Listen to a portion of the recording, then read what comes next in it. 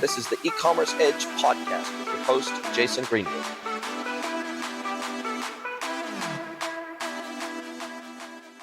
Hello, everybody, and welcome to another episode of The Pod. Looking forward to having you along for the ride with us today. It is my pleasure to welcome Mr. Sebastian Nelson from both S1 and CRUVA to the pod. Welcome, Sebastian. Thank you so much for having me. Excited to be And here. you're based in the amazing city of Los Angeles, right? I am right in the heart of it in Santa Monica.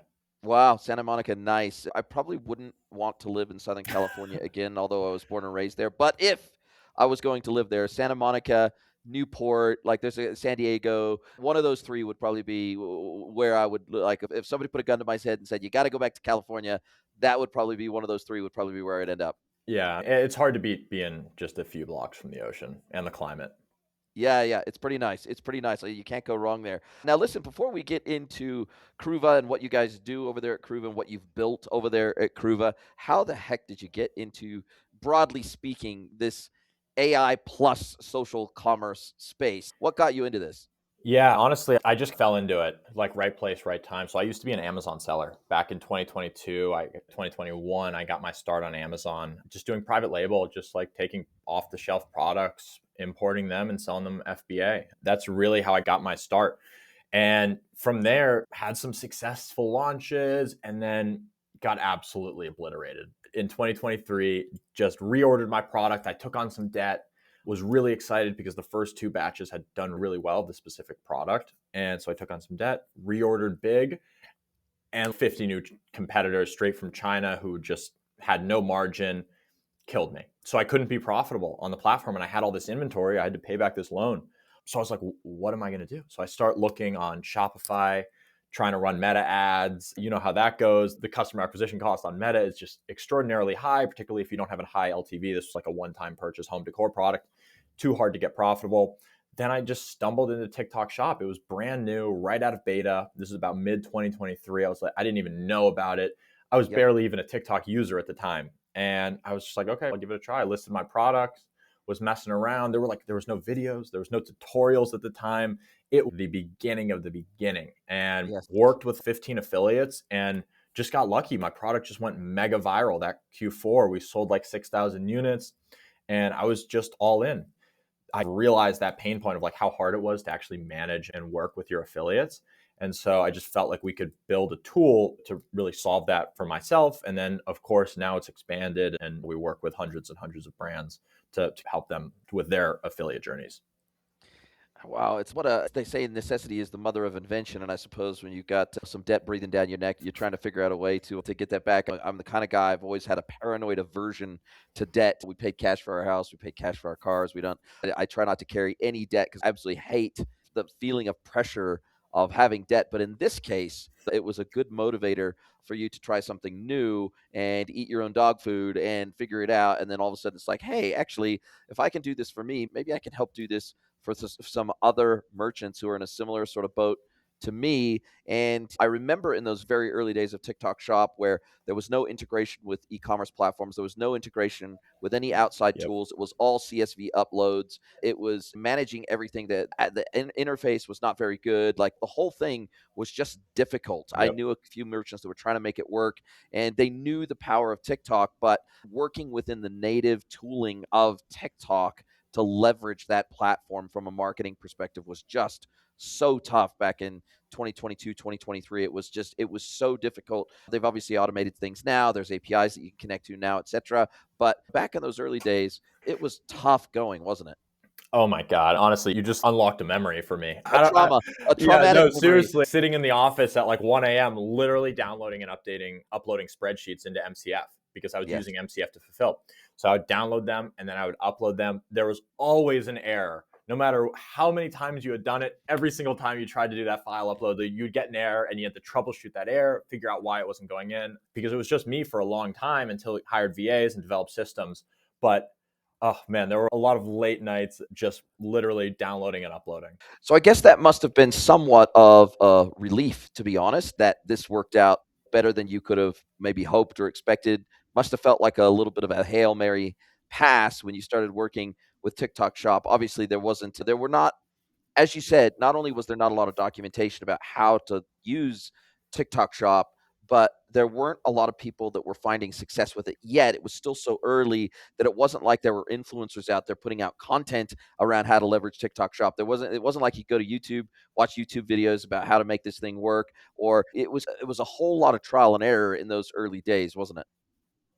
Yeah, absolutely. There was nothing. And coming from the Amazon world where there's everything. You search one thing up on Amazon, you got 100 different videos of exactly how to do it. You could put it in a chat GPT, it knew how to do it. Nobody knew what was going on with TikTok. There was no documents. So it was just hours. It was just like you just had to spend hours on the platform. Wow, incredible. And when you decided to build this platform, and just for transparency, you and I have never done a project together. I've never used your platform. I've never worked with your platform. We've never done a project together. So I have to go by what's on the tin. But just walk us through what you were trying to build. Because remember, this was before AI really went mainstream with ChatGPT and Mm-hmm. some of the other platforms out there. So when you first started building what you were building, what was the intent behind it? What was the goal and what were you planning to build? And did that change once AI went mainstream? Yeah, it absolutely did. If you looked at the first demo of our platform, you wouldn't even believe it looking at it Wow. today. We started with one acute problem, and that was it was impossible to reach out to affiliates, right? It was just too, it would take you all day. You would have to hire VAs if you wanted to do it. There was no good way to reach out to affiliates. So we started with that one acute problem. It was, hey, you can come on our platform and it'll reach out to affiliates all day for you, because that's what got me success is I hired VAs to do exactly that.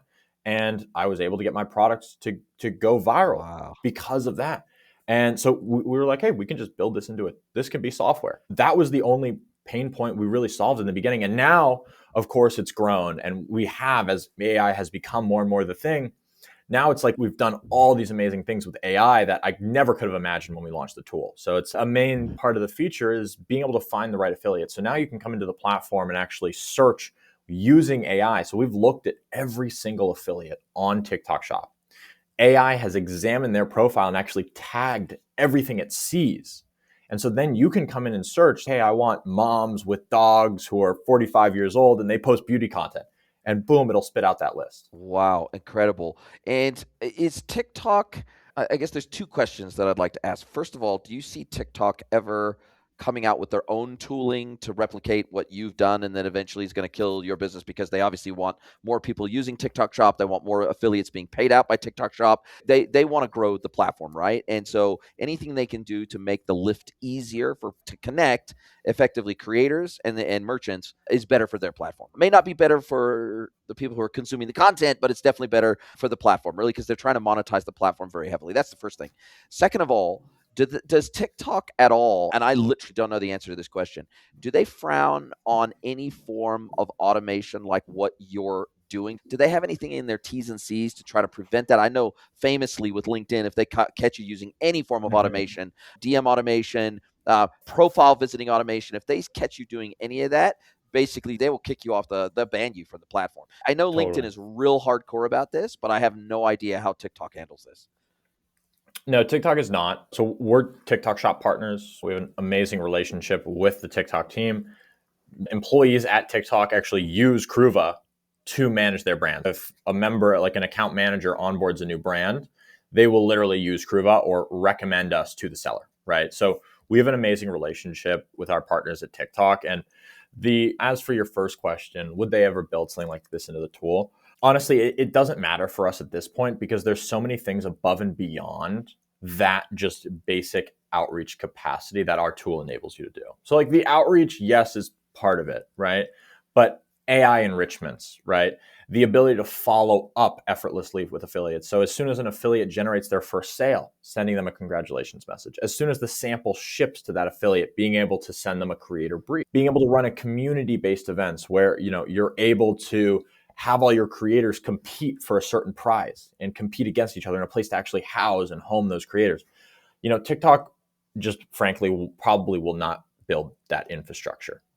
I guess if they've already created APIs and they've already created the interfaces for you to be able to connect to their platform and pull down profile properties and all that sort of stuff, then they're trying to encourage third parties to build a lot of the infrastructure so that they're busy trying to improve their algorithm and make it more like crack every day. So the reality is that's their Yeah. primary focus. Now, how presumably, and again, this is not my domain, this is your domain. I'm not an expert on this. Presumably this is all done via DM. Is that right?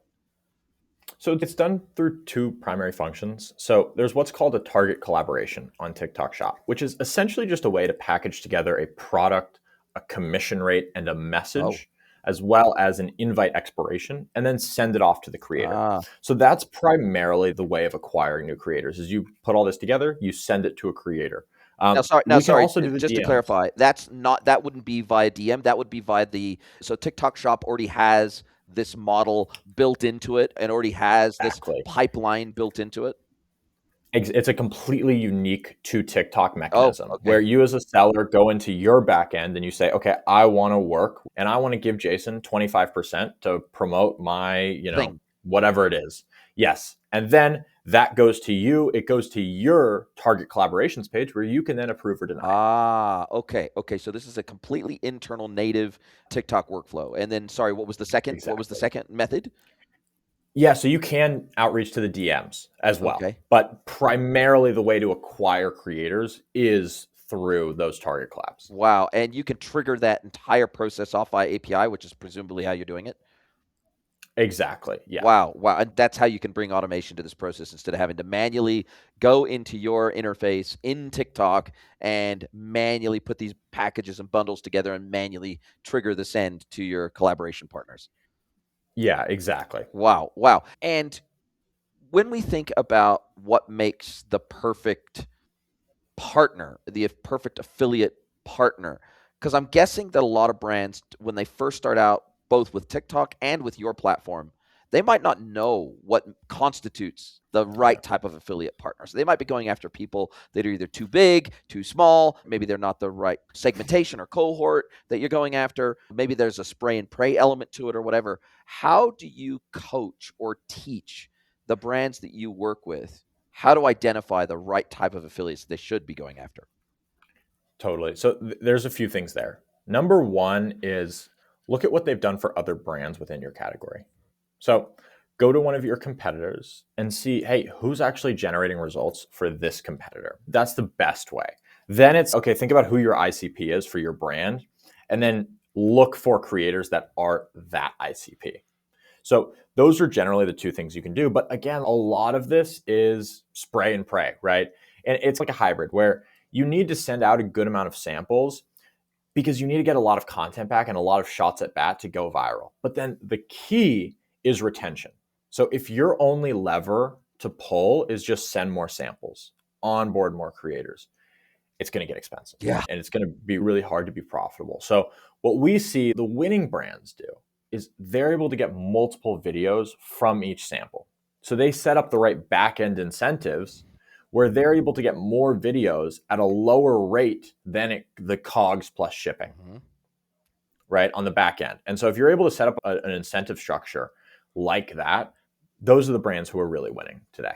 And how does the model work when it comes to the creator putting out the content and they presumably they put it out under their own handle?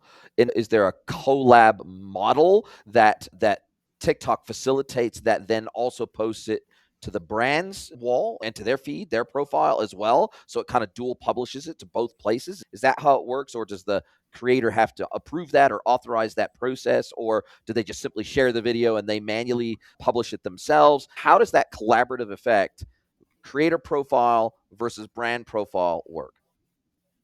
Yeah, great question. So the creator owns that piece of content, Right. full stop. Right. So the creator posts, it only posts to their profile. Now, what happens with that post is the creator can then share a code, a unique code with the brand, and then the brand is able to run ads to that post natively. Okay. That's the unlock. Now, what the savvy brands are doing as well is they are purchasing the omni-channel usage rights of those pieces of content to then run them as meta ads. Because if you're a brand at scale on TikTok Shop, you're getting 500 to 1,000 pieces of content per month.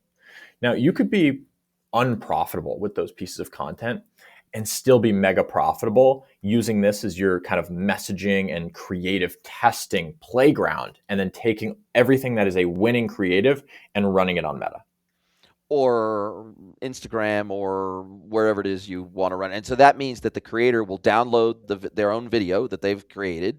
They'll then make it available. They'll then, I guess, DM it to the brand or email it to the brand or do whatever they do with the brand. Or maybe they use your platform to get that content into the brand's hands.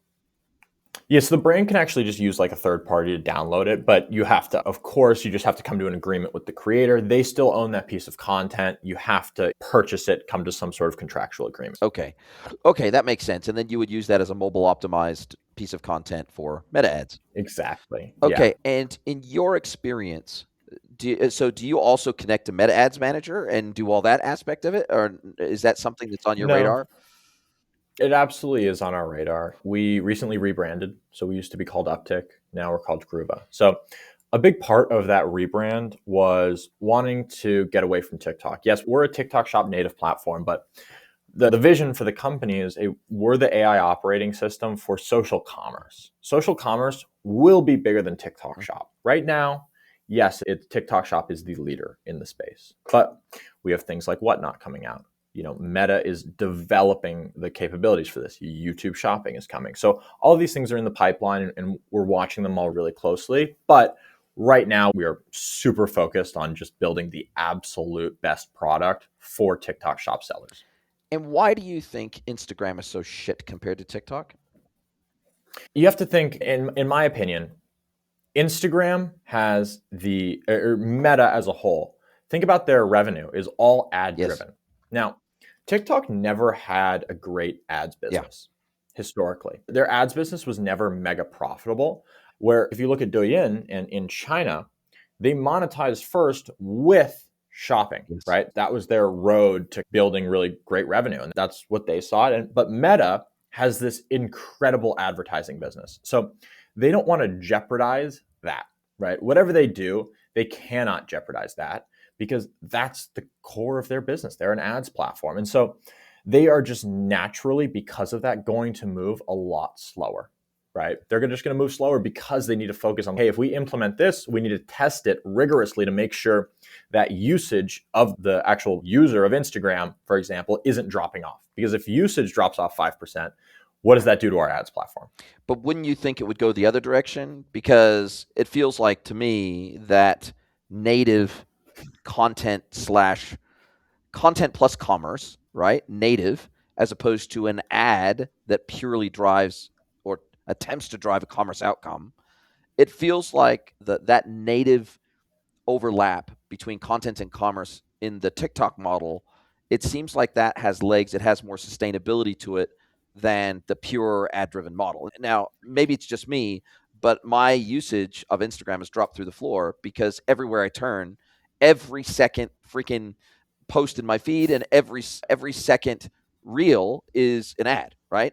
And it's really annoying. Is like the sheer volume of placements. Yeah. That's the only way that they can increase their revenue is to increase the percentage of placements versus genuine content. Yeah. And so I feel that has got a limited shelf life, and I feel like that's why TikTok's growth has been so meteoric versus Instagram. And so my question on Zuck's a beast, and he's going to figure it out, and he's going to copy the shit out of everyone, and he'll work it out. But it just feels like Instagram has been shit for quite a while now, and it feels like they have it. It feels like they're between a rock and a hard place. The classic innovator's dilemma. We got this massive revenue stream over here. We have a potentially bigger revenue stream over here that isn't as disruptive and interruptive. But how do we bridge that gap in the meantime? Yeah, I think it's true. But if you pulled Reels out of Facebook, out of Meta, out of Instagram, it would be a bigger business than TikTok. So it is a Goliath of a business, just Reels, right? And yes, there are ads. Meta is just going about it in a slightly different way than TikTok. TikTok closed the loop, whereas Meta has enabled for one-click, essentially like whitelisting. There are platforms that kind of enable you to the other softwares that enable you to do this, where when a creator makes a video, they can authorize you to run that video as an ad, right? And so similar to TikTok, but it's just not through Shop. But it's still that same kind of creator commerce where it feels more native. So the same end product, just a different way in going about it. Now, I do think that Meta will put all this together. I just think they're slower. TikTok moves it like they just ship things, and then if it breaks, they fix it, right? Whereas Meta is just a little bit more careful. The other downside of the whole Meta family of companies is that they seem to not, and I'm talking Instagram, Facebook, none of them have seemed to been able to figure out in-app purchasing. None of them.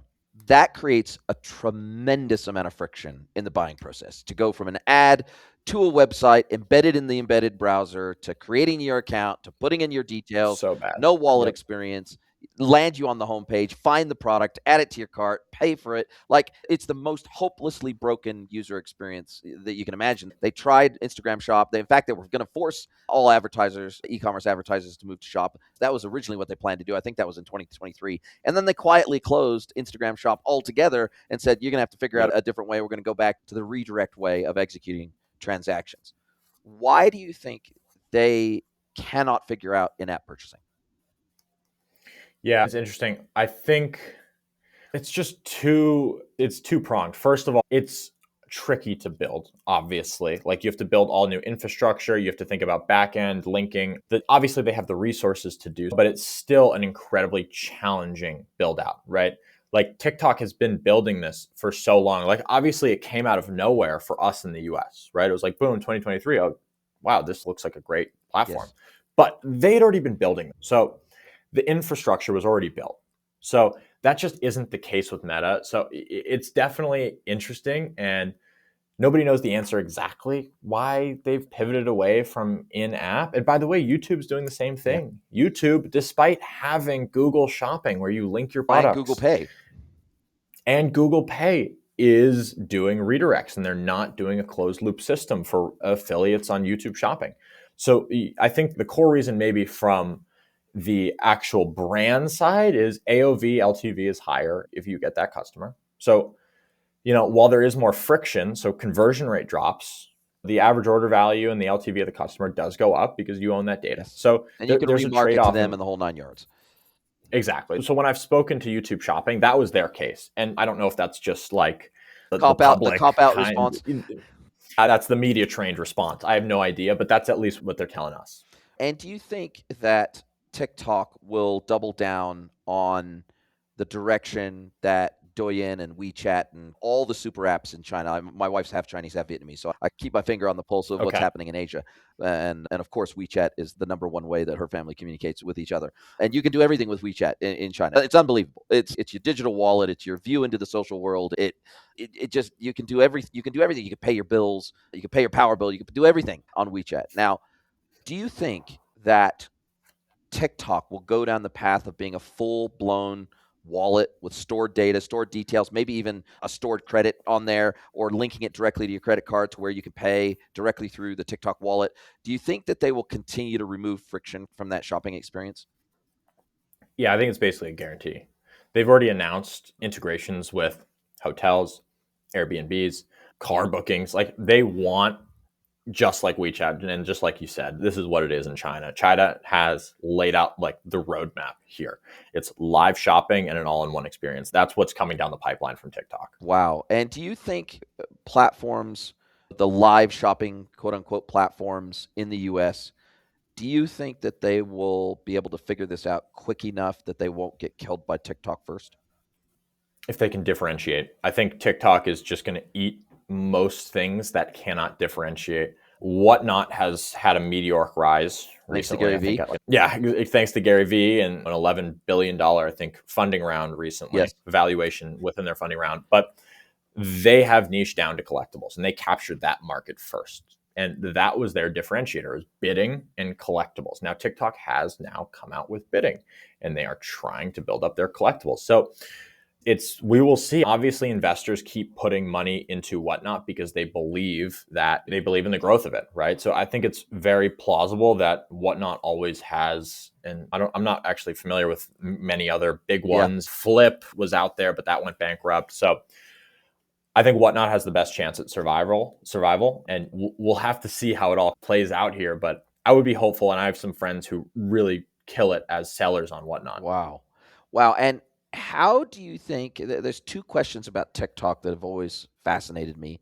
One is, do you think that they will try to take TikTok Shop into the B2B services marketing realm, meaning that instead of selling physical products, now I'm selling a digital product, I'm selling a service, I'm selling whatever, and obviously, okay, cool, here's like, for example, me, I sell my services on a subscription as a consultant. Maybe I say, look, it's whatever it is, 5,000 a month or whatever it is to engage with me. Here's my digital services product. You get a cut of that. If you can help promote one of these sales through content, then you're going to get a cut of the first month or whatever it is, right? I feel like services, and especially B2B marketing, is a really untapped space for TikTok Yeah. that I think, LinkedIn is trying to get there as fast as possible, but their platform Mm-hmm. is also shit. And it's Yep. not designed for shopping. It's just not designed for that. No. The reality is, I feel like the TikTok isn't yet thinking about services. They're not yet thinking very much about B2B wholesale experiences. They're not really thinking about a manufacturer pitching to a distributor pitching to a dealer. They're not even thinking about that whole Amazon business world of Mm-hmm. trading. Totally. Secondarily, I don't think yet they've really thought about infrastructure, which is like the delivery infrastructure, Mm-hmm. logistics. I don't think they've talked a little bit about it. Amazon is light years ahead of them, especially in North America. They've got massive infrastructure built out with planes and boats and carrier pigeons and trucks and yeah, drones. And I feel like TikTok would, if they could create more of an end-to-end infrastructural experience to where you wouldn't have to go and work with third parties for delivery, and you wouldn't have to integrate with Shopify for your order management. Yeah, Yeah. like I just feel like, still, as amazing as their platform is, there's still a lot of effort to put together an end-to-end customer experience that just works. And I feel Yeah. like they could plug those gaps better. So there is Fulfilled by TikTok. Okay. You can right now, and by the way, since kind of mid 2024 is really when they started rolling it out. Okay. Early they beta launched it, but there is Fulfilled by TikTok. You can absolutely ship inventory into TikTok, and if you're a big enough seller, they'll do 3-day fulfillment. So it's not as good as Amazon, Yes. no, but it's pretty good. It's pretty good, and it's good enough that it increases the conversion rate and simplifies the process. So it's pretty easy to use, and they're there. Now, as for kind of the first part of your question with B2B, that is where I am so excited. As for my business, what do we do as a business? Right now, we help brands find affiliates and then manage those affiliates better. Yeah.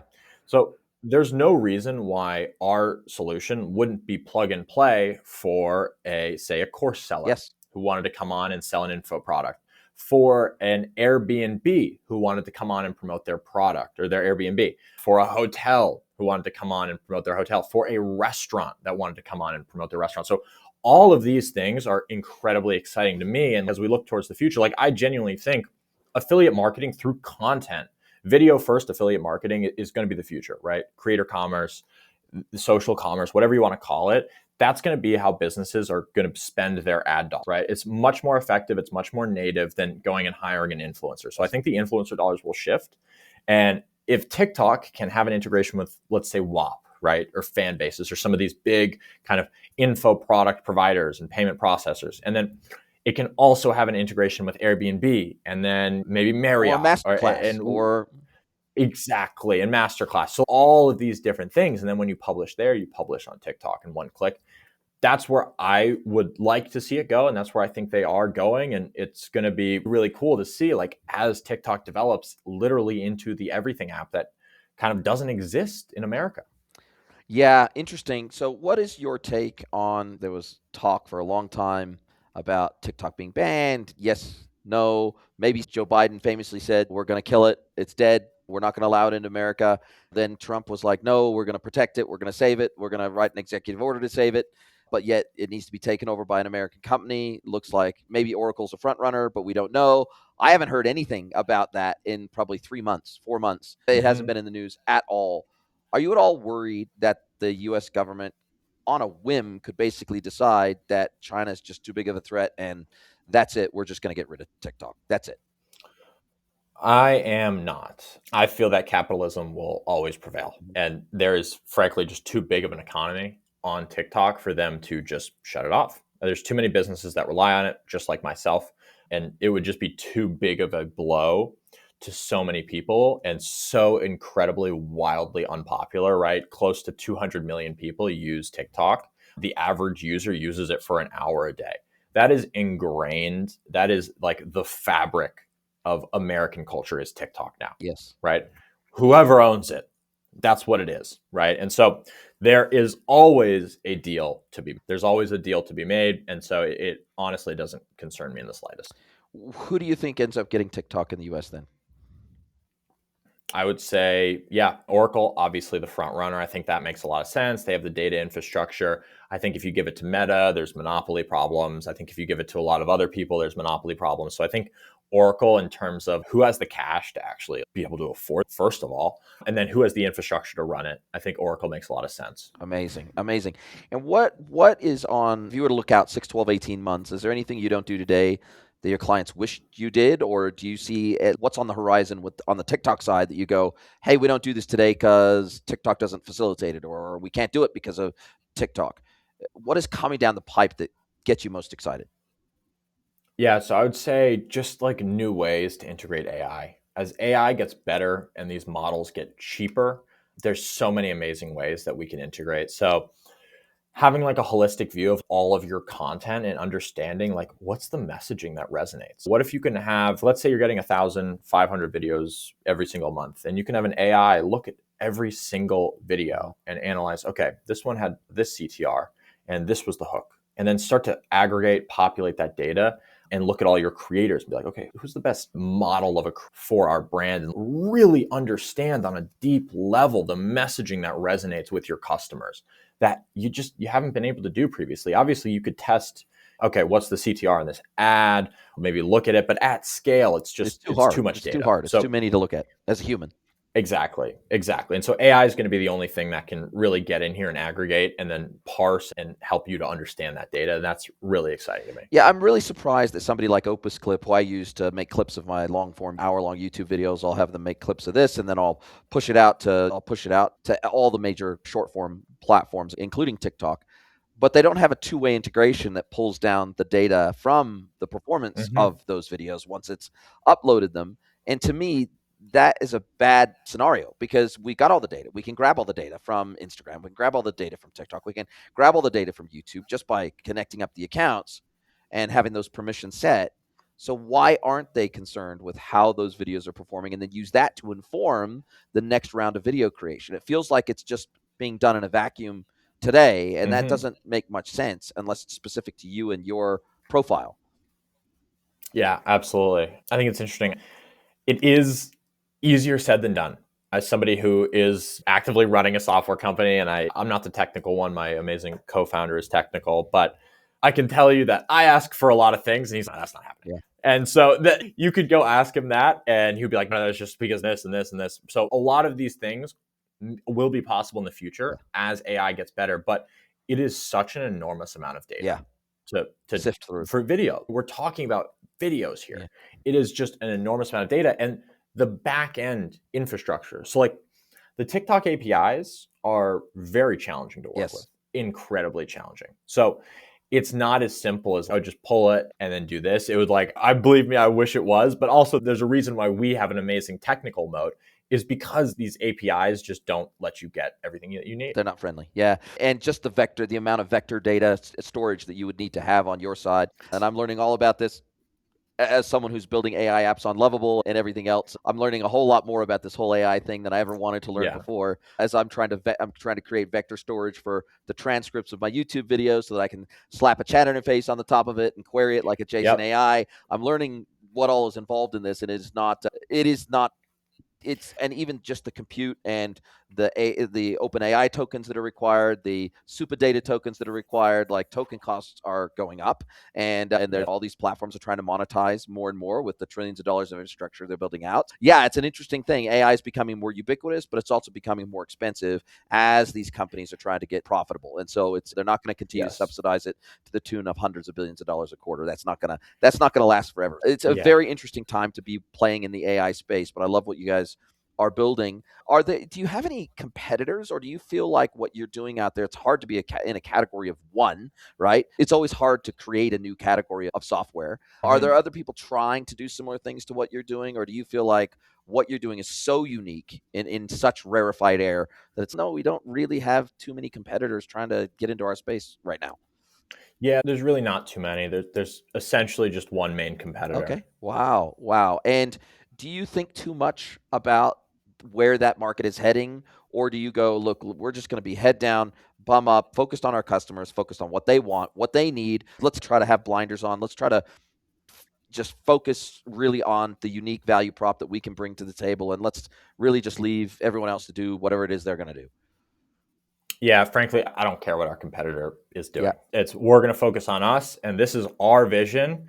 Their vision is their vision. We have our vision, and in 10 years, we'll see. I love it. I love it. Are you guys fully bootstrapped, or have you been funded? How have you guys been able to fund operations? Yeah, we're fully bootstrapped. We're over seven figures Wow. ARR, and we have a team of 10, 830 brands on the platform. And yeah. And how do you work with affiliates to get your name out there into the world? Do you eat your own dog food, or how do you evangelize, apart from obviously coming on podcasts like mine, how do you evangelize what you do? Because until we were put in contact, I didn't know you guys, I had never heard your name before. It's so funny. And that's the main problem we face today. Honestly, Jason, it's just educating brands that like this is possible. Yes. There's so many brands on TikTok Shop that don't know that a solution like us is out there. Yes. And we have like incredible case studies where, we've taken a brand from 50K a month to 300 in 3 months, Wow.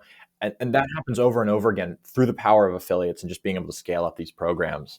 And so this is my main focus for 2026 is we've gotten to basically 820 brands like organically. We've done no marketing. I've been on like maybe 2 podcasts. I've basically just been working, and we work with partners. We have some agents, amazing agencies who we work with, but we haven't been out there in front of brands. And so now my 2026 mission is I want every brand to know that, hey, this is at least an option for you, that you can scale an affiliate program without the manual headaches and the spreadsheets and the this and the that and tracking and everything. And there is the one-stop shop solution. And it's just about spreading the word down. And do you guys manage the payouts to the creators? How does a brand get the creator paid? So that all just happens natively on Shop. Wow. That's what's so incredible about it. Wow. The creator makes a video, they get a sale, TikTok pays them out, creator gets their cut, brand gets their cut. Simple as that. And so it's just such an amazing opportunity right now in the shop space to just get eyes on your brand at a really low cost. CAC is just always skyrocketing, Yes. right? Yes. But you can send a sample to an affiliate and get a video back, right? And instead of paying $150 for some polished UGC, you can get a video that's oftentimes going to perform better. Wow. Wow. Absolutely incredible. And where do you think the future of this industry is headed, and how do you guys make your money? How is it based on the number of affiliates you're working with? Is it based on the number of searches? How do you charge your customers for your services? Yeah, believe me, I wish I could charge based on like the revenue our platform drives. The brands on CRUVA drove $7.5 million over Black Friday, Cyber Wow. Monday, Congrats. over a period. So believe me, if we got a cut of that, You'd be I singing. would be very. Yeah, but we just charge a flat subscription fee. So we have 3 different packages starting at $179 a month up to 550 for all the bells and whistles. And it's just a flat fee.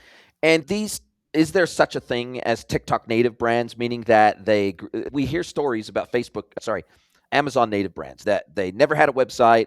They're 100% native to Amazon. That was their only channel. They blew up. They had massive success, and then boom, and then we had Amazon aggregators come along and scoop a bunch of them up, and then they Yep. went out of business. Thrasio famously, but that for a while that was like a really big thing, which is these Yeah. Amazon native brands. That's all they do, and they do it really well. Are we seeing the rise of TikTok native brands, that's all they do? They only sell through TikTok? 100,000,000%. And it's so exciting because the people who really understand the platform just naturally have an edge, right? The bigger brands move slow. And this is how it was with Amazon. Mhm. So if you could come on, learn the platform, master it, you could always outpace the big brands because they were messing around with this agency who maybe didn't know what they were doing. And they had to get approval from the higher ups, and speed wins. Speed wins. And we're seeing the same thing with TikTok Shop, where the early movers, by the way, like myself, I was just an early mover. I got lucky. I'm not some genius. I was just early. It was speed. I was looking for the next Yes. thing. And so as soon as it launched, I didn't go and ask my boss to see if I could launch on the platform because I didn't have a boss. It was just, yeah, I'm going to list and let's see what happens. And it worked out, right? And so that's what we're still seeing. We're still in like the inning 1 of TikTok Shop. And so the first movers from the past 2 years have absolutely dominated. There have been brands who came out of nowhere and are now worth in the realms of tens, if not hundreds of millions. Wow, that is so impressive. That is so impressive. And if you could snap your fingers and change anything about your industry, the e-commerce industry in general, the social commerce industry, if you could just snap your fingers and change one thing overnight, what would that be? It would be, it's a great question. I would say we need more amazing creators. That is the one bottleneck. There is a supply side problem with now. It will level itself, but if I could snap my fingers today, I would level it today. Yeah. In other words, if there could be 100,000 more creators on TikTok tomorrow that were really good, then that would help everybody thrive. Oh my God. I mean, to just an incredible order, it would just make everything so much easier. Right now, just to give you context, there's 3.5 million affiliates, around three to 3.5 million affiliates in the US. If you can guess how many of those do more than $10,000 a month in revenue for brands, what would you guess? I'm guessing 25% of them? No, it's about 15,000. Wow. Okay. Yeah. Okay. So either that tells me either not enough of those creators are opting in to be part of that program, or Those are TikTok Shop okay, creators. okay, so they're Those approved for are, TikTok. Okay, so they're approved to be an affiliate. So that tells yep. me that a very small percentage of them are standout creators. Yes. Wow. Yes. And that's the issue. And so we have 500,000 merchants and 15,000 great creators. So what does that do? It creates a big problem. So we need more amazing affiliates. And if there's somebody listening to this who's, hey, I need a side hustle, again, like the supply and demand is in your favor right now. You Start can creating. start on TikTok Shop and like immediately, seriously, I know very young people who make an extraordinary amount of money just posting TikToks. Like that's it. That's all they do. Yeah. Wow, that's phenomenal. Now, as we do come down to the end of our time together, it's been a fabulous discussion. It's been really enjoyable and enlightening for me. I've learned a lot. I'll drop a link to your LinkedIn profile and your website in the show notes. Other than that, if people want to learn all things CRUVA, what's the best way to get a hold of you? Yeah, you can always send me an email, Sebastian at CRUVA, if you're curious about the product. You can also, of course, just book a demo with us on the website if you are curious, if you're an e-com brand thinking about getting into TikTok Shop. I love it. I love it. Now, as we do come down to the end of our time together, this is where I get to flip the script. I get to hand the microphone over to you. I get to let you ask me one question, any question you like. It can be personal or professional. So, Mr. Sebastian Nelson from CRUVA, what is your question for me today? Yeah, amazing. I would say my question is, and I'm always curious about this. I know you are in Mexico, but TikTok Shop's available in Mexico. Have you purchased something on TikTok No, Shop? I've never bought anything on TikTok Shop. And it's not because I wouldn't. It's not because I have a trust issue with TikTok Shop. It's because I personally don't think of TikTok Shop when I think of shopping. I don't. I probably think Amazon, D2C websites. Mm-hmm. I think Google search, ChatGPT search. I think all those things first. And I Yeah. wonder. I really wonder. I think the ultimate coup would be if TikTok Shop integrated with ChatGPT. I think Mm. that would be the ultimate coup, because if all of a sudden now, as part of my normal shopping journey, all of a sudden these products were being surfaced Yep. via how websites are being surfaced today on ChatGPT, and of course ACP is being developed with Shopify and Stripe and ChatGPT. I think if we could get TikTok Shop into ACP to where they were facilitating the integration of products from TikTok Shop into via an MCP server into ChatGPT and the other answer engines, I think that would be I think it would become a default part of people's shopping journey. Yeah, that would be really interesting. Yeah, look, I would love that. I think video shopping is just such a more engaging way to shop than just looking at reviews on a website. So I think if they could integrate it with ChatGPT, it would be absolutely extraordinary. But it is always interesting. I love asking everybody, like, hey, have you bought something on TikTok Shop? And seeing like real time how that kind of sentiment has changed over the course of 2 years. Whereas like 2 years ago, it's like, what's that? Like, Yeah. you can buy stuff on TikTok. Yeah, and look, I do probably 80%, maybe even more, maybe 90% of my shopping online. So I Hmm. have done for years. And so I'm what they would consider an early adopter of all sort of e-commerce technology, and I buy from everywhere online, including Amazon and everywhere else. So I would have no aversion to trying out buying through TikTok Shop. I probably need to just give it a try just for the sake of trying it out and seeing what that experience would feel like end to end, and having it Yeah. delivered to me in Mexico to my door. My Yeah. wife shops a ton on Temu, so we know what that looks like. We shop a ton on Yeah. Amazon. We know what that looks like. Maybe I just need to try it and see what the shopping experience looks like. Hey, selfishly, I think you do need to try Okay, it. okay, all right. Sometime because Christmas is coming up, I'm gonna have to jump on TikTok and I have to see what I can find. Yeah. All right. I love it. Amazing. I love it. Listen, And thank you so much for having me my on. pleasure. It was such a joy chatting with you. I wish you every success with CRUVA, and I can't wait to get you back on and have another chat soon. Thank you. Are you a B2B or D2C e-commerce merchant? Then head over to greenwoodconsulting.net to learn how we can help you scale your business.